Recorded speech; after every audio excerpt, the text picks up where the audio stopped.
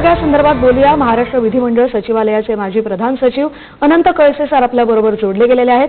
अनंत sir, सध्या पश्चिम बंगालमध्ये तृणमूल काँग्रेसमध्ये प्रचंड फाटाफूट सुरू आहे, पण हा जो गट बाहेर पडलाय त्यांना आता स्वतःचा तृणमूल काँग्रेस हाच खरा आहे असा पक्ष स्थापन करायचा आहे।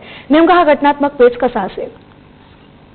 यामध्ये मला वाटतं की महाराष्ट्राचा जो प्रयोग आहे तो पश्चिम बंगालमध्ये होतोय, कारण यातून असं दिसतंय की तृणमूल काँग्रेसचे 28 खासदार हे निवडून आलेले होते आणि त्यापैकी 20 खासदारांनी एक वेगळा गट निर्माण केलाय आणि तो national citizen party of India हा त्रिपुरातला एक पक्ष आहे।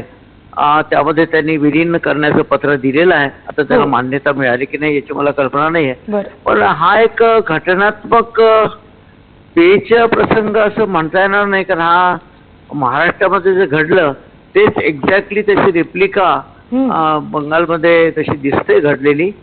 आणि यामध्ये एक आहे की पक्षांतरचा रोग हा महाराष्ट्र संसदीय राजकारणाला, देशाच्या संसदीय राजकारणाला फार पूर्वीपासूनच लागलाय।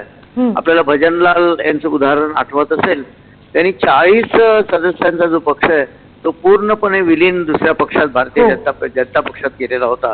त्यामुळे ते आयाराम गयाराम असं एक प्रसिद्ध असं एक वाक्य प्रयोग हा याच्यात उपयोगात आणला गेला।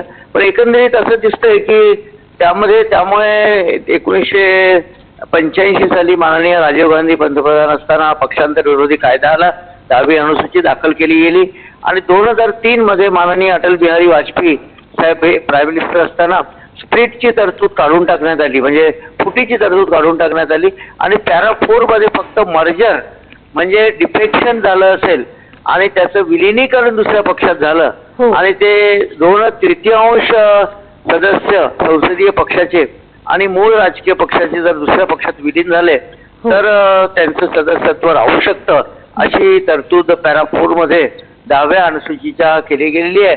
आणि इथे मला माझ्याकडे जे माहिती आली त्यामध्ये असं दिसतं की नॅशनल सिटीजन पार्टी ही त्रिपुराची कुठलीतरी पार्टी आहे, त्या पार्टीमध्ये हा गट विलीन झालेला आहे आणि तसं पत्र लोकसभा अध्यक्षाला दिलेलं गेलेलं आहे की आय एम करेक्ट। तर हे त्याचा आधार घेऊन, पॅरा 4चा आधार घेऊन त्यांचं सदस्यत्वाचा आता पुढे निर्णय काय लागायचा तो लागेल, कारण शेवटी हे प्रकरण सर्वोच्च न्यायालय, उच्च न्यायालयाच्या मध्ये जाईलच। बरोबर। धन्यवाद अनंत सर तुम्ही केलेल्या या विश्लेषणासाठी। महाविकास आघाडीचा मुख्य